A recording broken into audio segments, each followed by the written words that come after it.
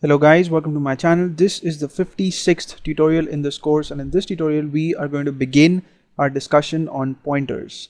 Now, pointers make a very interesting and very important concept in C, right? And C and C++ are the two languages that use pointers quite a lot, and C and C++ are popular because they have pointers, right? And I won't say that the other language is not good, because in some languages like Java, for instance, you don't have the concept of pointers, but pointers are really fun to understand and easy to learn. And I'm sure that in this course, whatever we're going to discuss on pointers is going to be informative as well as interesting for you guys. So in this tutorial we're going to see what a pointer variable is, and what kind of value you store in a pointer variable, and why would you want to use a pointer variable, right? So we're going to cover those topics in this tutorial. And as you can see, using code blocks, I've saved a file. I have given it the name pointers.c.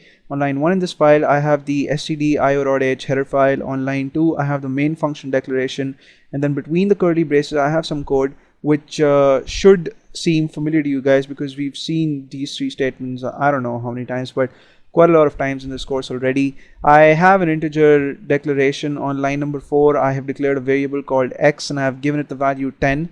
And on the next line I have used the printf function to display the value of x on screen, and of course, since x is an integer, I've used the %d format specifier.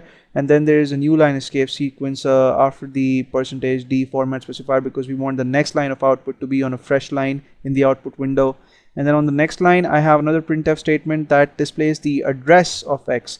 Now we know that to get the address of a variable in memory we have to use the address of operator or the ampersand symbol, and that's what we've done here, right? Since the address in memory is also going to be a number and it's going to be an integer number, that's why we use the %d format specifier here too. Now let's get to our discussion on pointers. Now firstly, a pointer variable is a variable that holds the address of another variable, right? It's just as simple as that. So if you get the address of x and if you store it in some variable, then that variable can be a pointer variable, right? And you have to declare the pointer variables in your program in a special way, right? So just as we declare normal floats or characters or other variables, you don't use the same methods to declare pointer variables. There's just little variation there, and that's what we're going to see next. So on line number 5 in this program, I'm going to declare a pointer variable. I'm going to call it ptr. Now before you type in the name of your pointer variable, you have to put an asterisk symbol, right? And this asterisk symbol is not the multiplication operator, so don't confuse it with that, but it's just one way of telling the compiler that this variable, the variable called ptr, is a pointer variable and it's going to hold the address of some variable in the program, right? So this is how you declare pointer variables. So the first point that we wanted to discuss in this tutorial is now discussed, right? So on the next line, what I'm going to do is I'm going to give the variable ptr the address of x, right? So you do that by using the address of operator or the ampersand symbol, right? Just as we have done in the printf statement on line 8. So we're going to do the same thing here. And just to show you guys how pointer variables work, I'm going to use 2 more printf statements and display to you the values that are stored in the pointer variable and also at the address that's contained in the pointer variable, right? So let's do that, and I'll type in printf and then value of ptr. Of course, since it contains the address of x, which is an integer, we'll have to use the %d format specifier here. And since we will be printing one more thread on screen, I'll put the new line escape sequence there as well. And you just type in ptr here, right? And I'll put a semicolon, and then on the next line I'll type in printf again, and then value at the address stored in ptr.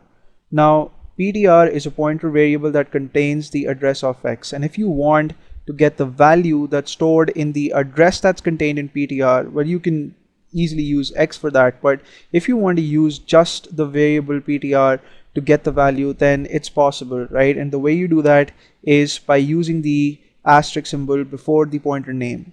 And this is something that maybe I have told you guys in in one of the tutorials in this course, I guess, when we were discussing the call by reference method of calling functions.